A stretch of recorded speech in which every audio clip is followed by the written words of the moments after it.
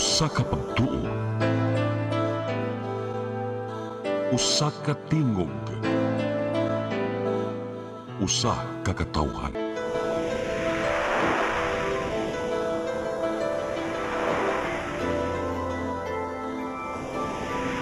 Cebu Catholic Television Network.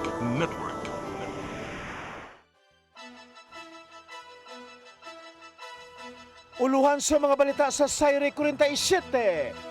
Grupo sa mga mamumuo sa Sugbo nanawagan patasan ang minimum na suhulan tungkol sa nasinating krisis. Hangin sa Metro Cebu sa tibok semana nagpabilin sa fair status suma sa Environmental Management Bureau. 14 anyos naglakaw kilid sa daan, gidaro og jeep sa Barangay Luz, patay. Kanhi magsisibya J. Sonsa, gisikop tungod sa pagpakatap og peking medical record sa presidente. Sugbo, Kabisayan ug Mindanao, Pilipinas ug katawhan kutos maabot sa tong Sibya sa tibuok kalibutan maayong hapon. Live kita karon sa CCTN Channel 47 ug kini ang tulumanon sa nag-unang kasayuran nga angay natong masayran.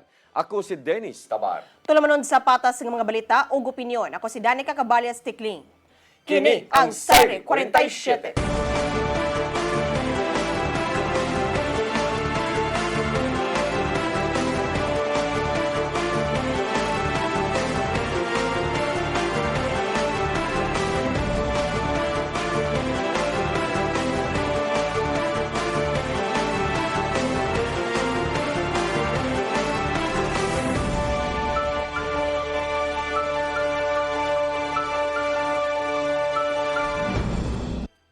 Og karon sa kumpletong detalye sa atong mga balita, grupo sa mga mamumuo dinhi sa Sugbo na nawagan nga patasan ang minimum nga suhulan tungod sa nasinati nga krisis. Pinagi kini sa lihok protesta aron pagsaulog usab sa adlaw sa mga mamumuo.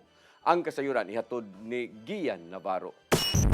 Ning pagsaulog sa Labor Day, nakahigayon ang lain-laing grupo sa mga mamumuo dinhi sa Sugbo sa pagpahigayon og lihok protesta sa Dancolon, syudad sa Sugbo. Gipadangan tila ang mga kahingawa sa ubang mga mamumuo dungan ning nasinating global fuel crisis. Sama na lang sa pagpanira sa pipila ka mga negosyo kung diin napasagdang nakulban sa kaldero ang mga nawagdangan og trabaho. Ingon manusab ang dili makiangayong kahimtang sa mga yanong mamumuo nga napabiling gamay ang ilang inadlawng sweldo. Hinungdan nga gipanawagan sa grupong sentro nga isaka na ang minimum wage aron dili na mosamot ang kabudlay sa mga trabahante karong natagamtaman hangtod na sa mga nag-unang palaliton ang epekto sa krisis. Mong miduso sila o 100 pesos nga emergency wage increase sa Department of Labor and Employment 7 sa miaging buwan. So kita katungod kay ganahan ta nga i-reclaim ang mga kantidad nga nawala sa ato mga mamumuo katungod sa pagtaas kasaka sa inflation. So kita nangawagan ta og kanang emergency nga wage increase. Giingos ganusab sa mga labor groups ang pagduso sa mga magbabalaod alang sa 200 pesos nga legislative wage increase. Ilabi na nga nakita nila nga apektado ang tanan sa nagkamahal na karon nga mga palaliton nga epekto sa grabe nga inflation. Across the board. So tanan na mga mamumuo above minimum or below minimum wage kay apektado ani. So kung mutaas ang sweldo sa kumapasa na kani siya nga balaod, apil ang tanang mga trabahante. Laking silang mga panawagan sa gihimong protesta mao ang kaakuhan sa mga dagkong opisyal sa gobyerno ingon man sa mga pribadong kumpanya alang sa krisis nga nasinati sa mga yanong trabahante. Ilabi na nga dili paigo alang kanila nga kutubra sa ayuda ang mahimo sa kagamhanan. So man also may tabang nga gibuhat sa atong gobyerno. So hatod karon wala, di ba? Kabisad naman og sa kanang mga ayuda. Ingon sa lang nga adunay ayuda, pero kinsa ang naa sa ayuda? Hinuon nimong hapsay ang protesta entero buntag bisan sa nasinating jutay nga pagbugat sa trapiko sa gawas. Gian Navarro, CCTN News. Jobs fair sa Department of Labor and Employment 7 gidagsa sa mga nangita og trabaho ning adlaw sa mga mamumuo. Dulan 6,000 ka mga bakanteng trabaho ang nagpaabot ngadto sa mga nangita niini. Ang kasayuran hato ni Gian Navarro. Gidagsa sa daghang mga nangita og trabaho ang gihimong local and overseas jobs fair sa Department of Labor and Employment 7 ning adlaw sa mga mamumuo Mayo 1. Nag-abot ang mga first-time job seekers og mga nangita og laing trabaho sa Robinson's Galleria, Dakbayan sa Sugbo aron primuslan ang dulan sa 6,000 ka mga bakanting trabaho dinhi sa ato ug sa gawas sa nasod. Mabot sa 2,107 ka mga local jobs ang nagpaabot, samtang 3,058 usab sa mga bakanting trabaho sa abroad. Ana sa 23 ka mga kumpanya ug agencies ang niabag aron makatabang ngadto sa mga nangita og maayong kahigayunan sa trabaho. Daghang mga batan-on ang nagpahimo sa mga jobs fair sa tinguha nga makabaton og maayong kahigayunan sa pagpanarbaho. Sama na lang ning job seeker gikan sa Barangay Urhelio, Dakbayan sa Sugbo, nga namasin nga makatrabaho sa hotel nga haum usab siyang nahumang nga kurso. Tungod kay nangita man siya og kabalhinan, gilaom man niya ang mas maayong benepisyo aron makapadayon usab sa pagpanikay-sikay adlaw-adlaw. Experience po before katong fresh graduate ko, lisod kay mangita kay most of the companies are looking na with experience. So I wanted na everyone sa na especially fresh graduate na tagaan po nila opportunity po sir na madawat sad. Dungan nga gihimo ang jobs fair sa ubang bahin sa Central Visayas isip kabayn sa dakong kasaulogan sa Labor Day sa Doles 7. Aside from that, there will be job fairs on the two venues, one in Robinson's Galleria and in Tagbilaran, that will cater 32 employers and 9 overseas that will give around 8,500 job vacancies for the people of Central Visayas. Samtang padayonon sa Doles 7 ang pag-abag ngadto sa ubang mga apektadong mamumuo ning nasinating global fuel crisis. Sama na lang sa mga habal-habal drivers diin, ipaubos sila sa tupad program sa Doles 7 aron adunay temporaryong panginabuhian sulod sa duha ka semana. Cities possibly will be paying out, but syempre there are documents to ensure that ang gipangutanan nimo to ensure that the list are legitimate, so that's why wala na po natin sila dito. Ian Navarro, CCTN News. Hinahinay nga paglibkas sa cease and desist order ngadto sa operator sa Binalio Private Landfill pinasubay lang sa panginahanglanon sa Dakbayan. Kini ang nahimong pagpanalipod sa Environmental Management Bureau 7 human nga nakalitan ang mga opisyal sa Dakbayan sa Sugbo sa kalit kapag abli sa maong labayanan. Ang kasayuran ihatod ni Mary Rose Sagarino. Gikumpirmar sa Environmental Management Bureau 7 nga hinay-hinay nilang gilibkas ang cease and desist order ngadto sa operator sa Binalio Sanitary Landfill nga mawang Prime Integrated Waste Management Incorporated. Matud sa gipadang pamahayag ni Regional Director Attorney John Edward nga igo lang nilang gibalanse ang pagpatuman sa mga lagda sa kalikupan ug panginahanglanon sa syudad. Mahinumdumang gibutyag sa Prime Waste Solutions nga kutob lang sa 50 metric tons nga basura ang kolektahon nila gikan sa mga pribadong establisemento sa syudad sa Sugbo. Gitataw niya nga adunay mga kondisyong tumanon ang Prime Waste aron makapadayon sa ilang hinay-hinay nga operasyon. Kinahanglang tumanon sa operator ang nadawat nilang Environmental Compliance Certificate requirements aron dili mausban ang hitabong pagdahili sa mga basura ni adtong Enero. Humanon usab sa maong kumpanya ang rehabilitation process sa ilang labayanan ug ipatunhay ang tumang kaluwasan sa tanang mga trabahante. Gitambagan usab sa EMB7 ang mga opisyal sa Dakbayan nga kanunayon ang monitoring sa pribadong labayanan aron masiguro nga gituman nila ang tanang mga lagda. Samtang susihon sa mga opisyal sa EMB7 ang labayanan ug subayon kung wala ba nagmalapason ang prime waste sa gipatumang mga stabilization measures. Mary Rose Sagarino, CCTN News.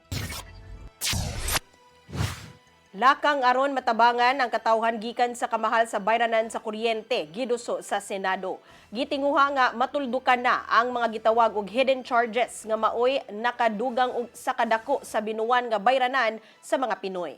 Ang kasayuran hatod ni Randy Gorion. Tuyo nga giduso sa Senado ang Senate Resolution number 375 aron imando ang pag-imbestigar sa pagsaka sa bayranan sa kuryente. Usa kini kalakang aron makuhaan ang grabeng problema sa mga Pinoy, ilabi na karon sa giatubang nga krisis. Kini ilabi na sa middle class ug aron matuldukan na ang gitawag og hidden charges nga nakapabug-at sa binuwan nga bayranan. Sa maong resolusyon, gi-question kung ngano nga ang middle class consumers mao'y nagpas-an sa subsidy alang sa mga low-income households. Gipasabot nga ubos sa cross-subsidy system. Ang mga pamilya nga dili benepisyaryo mao'y nagbayad alang sa diskwento sa mga marginalized sectors ug sa mga senior citizen. Mahalaga po yan, yung tanong sino nagbabayad. And I filed for the information of the body, I filed a resolution looking into this again, kung makita natin, baka naman may ibang paraan kung saan kaya nating matulungan yung mahihirap nating kababayan. Kasi again, the targeting here is based on consumption. Kung maganda ho talaga yung targeting ng DSWD, baka merong mga listahan na mas maayos na pwedeng magamit. Yung paggamit ho kasi ng consumption, you don't really know, di ba? Ipasabot nga ang pondo alang niini kinahanglan nga magikan sa national budget ug dili gikan sa katawhan nga nag-antos usab sa kalisod. Ang ngayon lang nga ang gobyerno mao'y moabaga sa mga social discounts aron mas mahimong transparent ang sistema ug mukunhod ang presyo sa kuryente alang sa tanan. So just to make my point here, Chairman, yung cutoff kasi natin plus the 4Ps, again, they represent the bottom 30% of the country. Yung next 20% at yung sunod na 20% or 30%, lahat yan nangangailangan, no? So, yung umaalma talaga, ang pakiramdam, nangangailangan rin kami ng tulong. Nagbabayad naman kami ng buwis. Ba't ito nasasama pa sa kuryente natin? Ipasabot nga dili ang pagbawi sa tabang sa kabus mao'y katuyuan niini, kundi ang pagtarong sa sayop nga sistema sa pagkolekta sa bayranan sa kuryente. Randy Gurion, CCTN News. Korte Suprema ni mando sa mga respondent sa pagpasa o komento kabahin sa petisyon ni kanhi Mayor Jonas Cortez. Kini kabahin sa electoral protest ni Cortez sa resulta sa eleksyon niadtong Mayo sa tuig 2025. Ang kasayuran ihatod ni Mary Rose Sagarino. Gimanduan sa Korte Suprema ang Commission on Elections o si Mayor Tadeo Junquiuano nga mokomento sa petisyon ni kanhi Mayor Jonas Cortez kalabot sa iyang electoral protest sa 2025 mayoral election. Sa resolusyon, gipa-comment sa Korte ang mga respondent sud sa na po kaadlaw may kalabutan sa petisyon ubos sa Rule 64 ug sa iyang hangyo nga temporary restraining order. Wala pa hinuon gidesisyonan sa Korte ang meritos sa kaso. Sa usa ka pamahayag, gidayeg ni Cortez ang maong kalambuan nga alang kaniya nga ang lakang usa ka pamaagi aron masusi sa korte ang isyu. Naglaom og nisalig usab siya sa proseso og transparency. Sa ilang bahin, sa kampo ni Uwano, giingong normal og kabahin sa legal process ang pagpatubag sa petisyon. Sot Gonzalo Maligon Jr., dugang pa ni Maligon nga kampante og nisalig sila sa resulta sa eleksyon. Anytime, ready raman. Na may lawyer yun naghando na in Manila. So, di ko ka-comment sa merit. But as to, nigawas nga marag big deal nga gipadadaan og pat-komentaryohon, no big deal man na. Kay normal magina ini proceeding part man sa due process patubagon nimo ang ibang parties concerned. Supreme Court or any court patubagon or pakomentaryohon magina ang parties involved. So, murabag di lang kayo magpalabi sa excitement. No? It's a normal course of things. Makahinumduman nga nisangat og election protest sa kanhi Mayor Jonas Cortez human sa eleksyon ni atong Mayo 12 miaging tuig diin si Uwano ang gideklarang mananaog. Sa iyang reklamo, giingon ni Cortez nga adunay mga irregularidad sama sa malfunction sa makina, rejected ballots, kalahian sa resulta ug dili pagkapareha sa voter receipts ug actual nga boto. Nihangyo usab kini og manual recount. Apan Enero ning tuiga, gibasura sa COMELEC ang protesta ni Cortez tungod sa giingong kapakya sa pagpamatuod nga adunay irregularidad. Tungod niini, giisa ni Cortez ang kaso sa Korte Suprema pinaagi sa petition for certiorari og temporary restraining order. Apan sa pagkakaron, gipangayo pa lang sa korte ang komento sa mga respondent og wala pa mihatag og desisyon. Mary Rose Sagarino, CCTN News. Gisaka na sa red alert status ang Regional Disaster Risk Reduction and Management Council tungod sa ASEAN Leaders Summit sunod semana. Tungod niini, hugot nang gibantayan ang nagkalain-laing mga ahensya sa gobyerno alang sa mas paspas nga pagresponde sa alarma atol sa maong dakong kalihukan sunod semana. Ipatuman nila ang mas hugot nga monitoring, gipalig-ong coordination sa isig ahensya ug emergency preparedness. Gibuksan na usab ang ilang Emergency Operations Center alang sa mas paspas nga pagdawat sa mga updates gikan sa ilang site task group. Gihangyo sa RDRRMC ang publiko nga makigalayon kanunay ngadto sa mga otoridad dungan sa hugot nga pagbantay sa mga dakong lider nga manambong sa ASEAN Summit. Mosunod, hangin sa Metro Cebu sa tibok semana nagpabilin sa fair status suma sa Environmental Management Bureau. Kana og daghan pa mga balita sa pagbalik sa Sayre 47.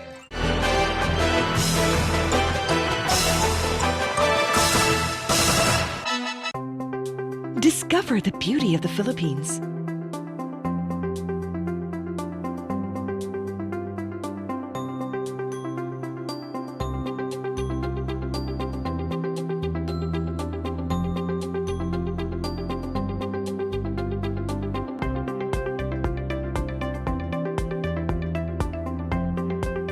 With Philippine Airlines, the country's flag carrier.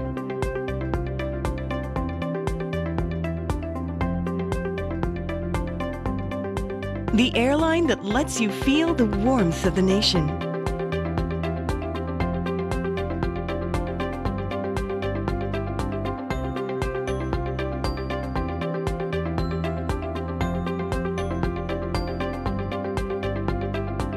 Mabuhay!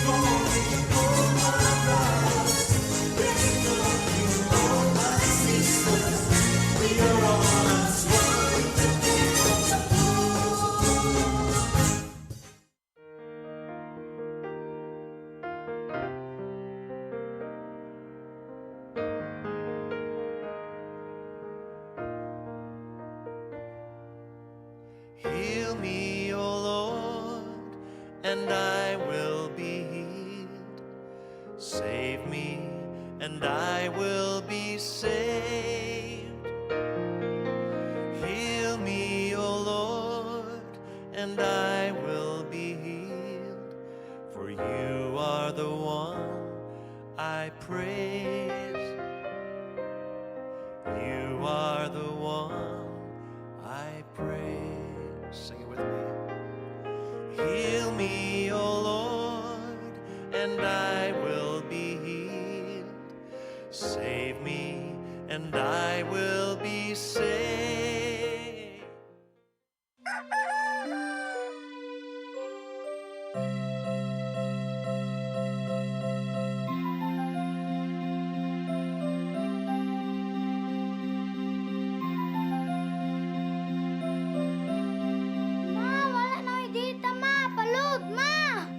Sorry ma'am, na-late ko. Nangita pa mong gusto para internet sa kong anak ma'am. Ay, wala na yung problema. Pag sinisibo. Sinisibo, sinisibo. internet connection. And for the signal of your cable TV. So fast and straight, the transmission to your home. Cine Cebu. Cine Cebu, Cine Cebu. Offers you to have fiber optics. For your viewing experience, perfect and clear so far. So great and affordable for you to enjoy. Cine Cebu. Cine Cebu Television Network Incorporated offers fiber to the home broadband internet bundled with fiber to the home cable TV connection. Cine Cebu Television Network Incorporated with its operation in Metro Cebu and the whole province of Cebu soon. And affordable for you to enjoy. Cine Cebu.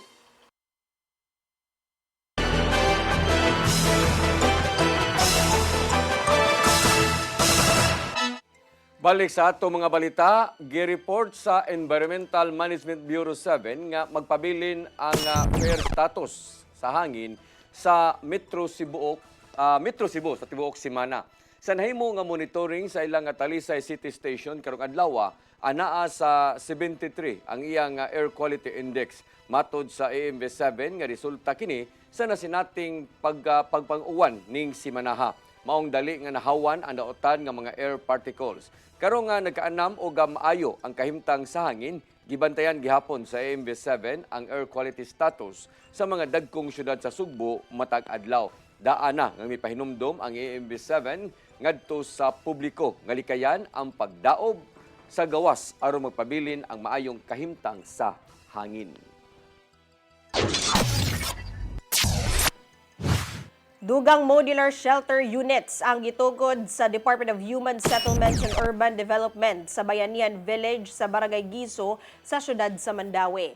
Ang mga gipahimuta nga unit subay sa pakigtambayayong sa nasudnong ahensya ug lokal nga kagamhanan aron mahatagan og disente nga temporaryong kapuy-an ang mga Mandawihanon nga nawagtangan sa ilang mga panimalay tungod sa trahedya o kalamidad. Sa kinatibukan moabot na sa 200 ka units ang natukod ngadto sa Mandawi nga gikonsidera sa ahensya nga usa sa pinakadako nga pilot site sa modular home sa Sugbo. Aduna usab kini daycare center ug satellite offices sa mga ahensya sa Department of Social Welfare and Development, Department of Health ug training facilities sa TESDA nga tumong ang pagpaduol sa mga serbisyo ug oportunidad ngadto sa mga lumulupyo sa maong komunidad. Mora to ang purpose ni Agi lang sa Secretary to see for himself. Ang city po is proud na successful ang paghimo. Something to be proud nga na mga facilities ba nga dili normal sa usa ka temporary site. Naninguha ang Cebu Provincial Government nga humanon ang 7 ka mga bulk water project sa lalawigan karong katapusang bahin sa tuig 2026 aron pagpangandaman ang init nga panahon. Kini mao ang bulk water project nga gihimo dito sa lungsod sa Barili, Uslob, San Fernando, Malabuyok, Alegria, Tabugon ug Bulhoon. Matod sa pango sa Provincial Water System nga si Engineer Aldrin Baradi nga pinaagi niini mudaghan pa ang supply sa tubig sa lalawigan. Kabahin sa pagpatiwas sa bulk water project nga gipalapdan nga water system sa lalawigan tungod sa kadaghana sa nanginahanglan niini lukop lalawigan. Sa kasamtangan, anaa sa 4.8 million liters sa tubig kada adlaw ang makuha gikan sa Carmen ug Mualbual isip mo'y tinubdan niini.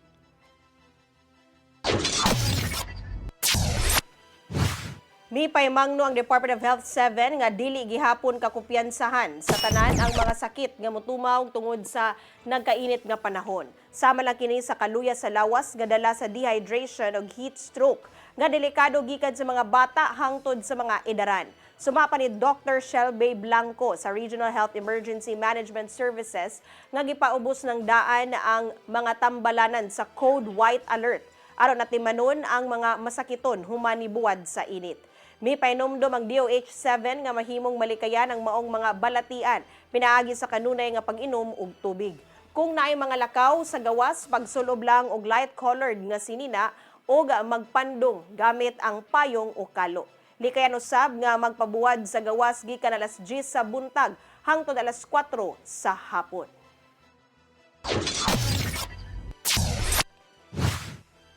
Nahumana ang application alang sa bagong batch sa scholarship program sa syudad sa Mandawi. Sa kinatibukan, moabot sa 900 ka mga estudyante ang ni-apply sa ngagitagana karong tuiga. Anaalang sa 150 ka mga benepisyo ang makabenepisyo niini. Matag tuig nga pagdawat sa syudad ug ang scholars diin ang grant mahatag og 34,000 pesos matag tuig o 17,000 matag semesters. Ni pagawas na og lista ang syudad alang sa mga ipaubos o interview ug mahimong mahatagan sa maong nga scholarship. As I've said, happy in the sense nga makakita ta nga grabe ang engagement sa announcement sa city pag-post niya. Imagine 150 na 900 ang apply. But at the same time, masad sad may in a way nga dili tanan ma-accommodate o daghan ang dili gali ma-accommodate. Ana man gina dili man unlimited ang resources sa government. So ato lang i-prioritize based on objective criteria. Dili para ato madunggan nato sa una bang anay. So what ba? Mosunod, 14 anyos naglakaw kilid sa daan, gidaro og jeep sa Barangay Luz, Patay. Kana og daghan pa mga balita sa pagbalik sa Sayre 47.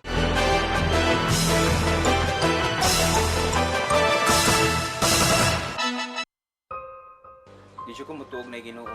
Pero magulo ng bata na. Nangita lagi ni gatas. Kasabot ka, akong ipakuha.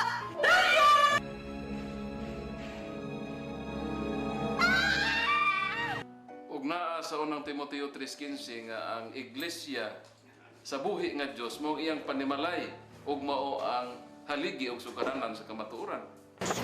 Mayo! Kasi tayo! May hatag lang unta kong gatas para sa inyong anak. Basin kadahong ka nga ikaw ang gwapa sa tibok kalibutan. Unsay reparation, Monsignor? Buhi kag laing bata aron mabayran ang imuhang nahimo nga dakong kasalanan.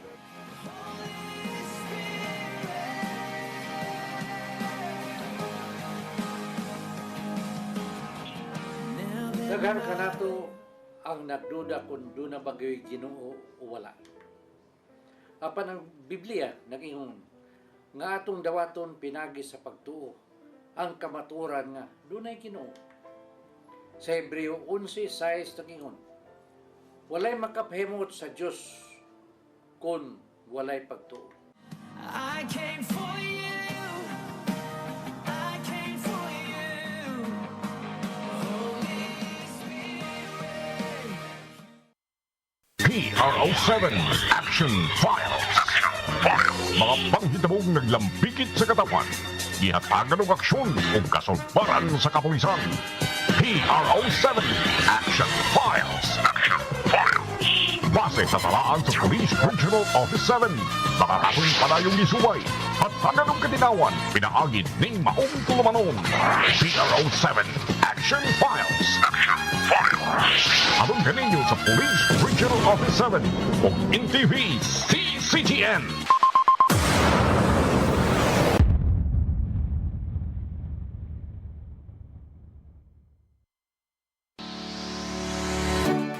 Looking for the best internet deals in Negros Oriental? Field Products Negros is here to bring you fast, reliable, and affordable internet with plans made just for you. For as low as 899 pesos per month, enjoy speeds of 50 Mbps, perfect for streaming, working, or studying from home. Need more speed? No problem. Get 100 Mbps for just 1,199 pesos. 150 Mbps for only 1,499 pesos, or our fastest plan, 400 Mbps for just 2,399 pesos per month. Plus, you can add over 100 cable TV channels to your internet plan for just an additional 100 pesos per month. That's entertainment and lightning fast internet all in one. Enjoy no installation fees and start today with a 1,000 peso customer deposit. Call us now or visit our website to sign up with the Phil Products Negros. You get internet that's affordable, reliable, and local. Phil Products Negros, bringing you closer, faster. Call us at 0917-631-5240 or visit our website www.philproductsnegros.net or our Facebook page, Phil Products Dumaguete. Subscribe now.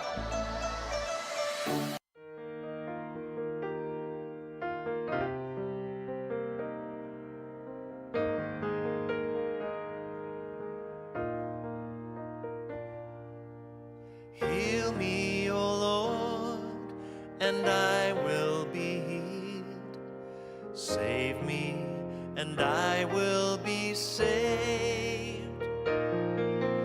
Heal me, O Lord, and I will be healed. For you are the one I praise. You are the one I praise. Sing it with me. Heal me, O Lord, and I will be healed. Save me, and I will be saved. Ang kinabuhi, puno sa hagit. Sumpil na ka, Dri, ha? Ay, paginarte! Dita ka! Puno sa pangutana. Bata pa gani ka kayo? Nagpuyab-uyab na ka? Kinsa man ang muhang masakitin ako din ay karoon ha, kinsa! Kung si buti mo'y pasabot, Daddy. Puno sa luha. Pagpili pa, ako nga imong anak o kanay imong mga babae. Kasuko. Yung nananado pa. Ano itong ka ni Papa? Apan bisan mangit-ngit pa ang imong kalibutan, aduna pa'y nagpahiping kahayag. Aduna ka pa'y kasumbungan. Mga laman, hanap na. Dear Tatay, Tunog na unlod na. Nganong handungan. Waylaing paagi aron masabtan nato ang Biblia. Kinanglan nga doon natay relasyon kang Hesus. Hangtod sa layan natong panaguban, daghang salamat. Shalom. Tunog na unlod na.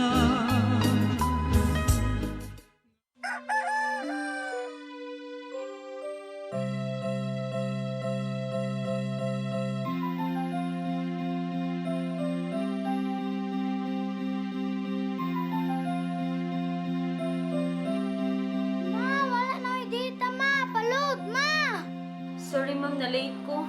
Nangita pa mong gusto para internet sa kong anak, ma'am. Ay, wala na yung problema. Pag-sinisibo. Sinisibo, sinisibo. For your internet connection. And for the signal of your cable TV. So fast and straight, that transmission to your home. Sinisibo. Sinisibo, sinisibo. Offers you to have fiber optics. For your viewing experience, perfect and clear so far. So great and affordable for you to enjoy. Sinisibo. Cine Cebu Television Network Incorporated offers fiber to the home broadband internet bundled with fiber to the home cable TV connection. Cine Cebu Television Network Incorporated with its operation in Metro Cebu and the whole province of Cebu soon. And affordable for you to enjoy. Sinisibo.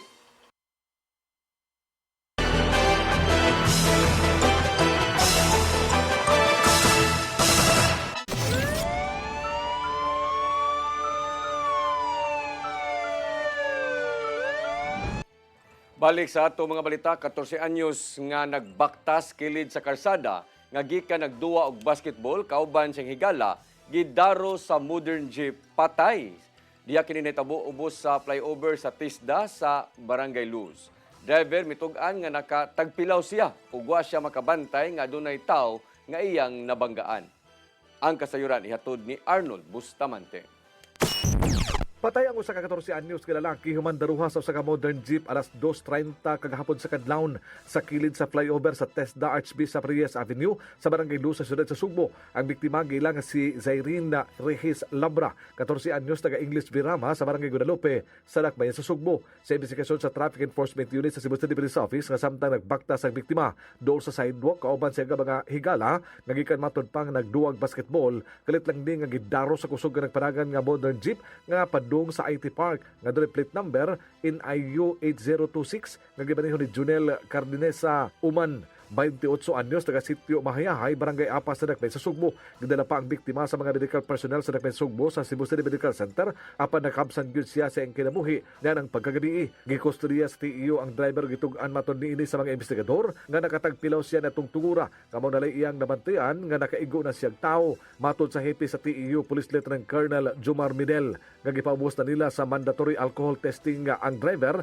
ubos sa kamanduan sa Republic Act 10586 o girekomendar nila sa LTO nga isuspensohon ang lisensya niini. Giandam na ang kasong reckless imprudence resulting in homicide batok sa driver nga naana sa kustodiya sa Traffic Enforcement Unit. Arnold Bustamante, CCTNews. Kanhi nadakpan sa kaso sa ilegal nga drogas na dakpan pagbalik sa PDEA 7 uban sa Mabolo Police Station sa gilusan nga buy-bust operation.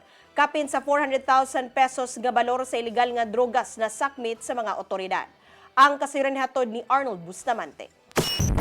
Laing drug personality ang napusasan sa mga sakop sa Philippine Drug Enforcement Agency 7 uban sa Mabolo Police Station atul sa buy-bust operation alas 3:38 kagabi dito sa parking area sa usa ka establishmento sa Barangay Hipodromo sa siyudad sa Sugbo. Ang suspitsado gilan ni PDEA 7 Director Joel Plaza nga si alias Jerry, 41 anyos, nga may target sa anti-illegal drug operation nga nagpuyo sab sa Barangay Hipodromo.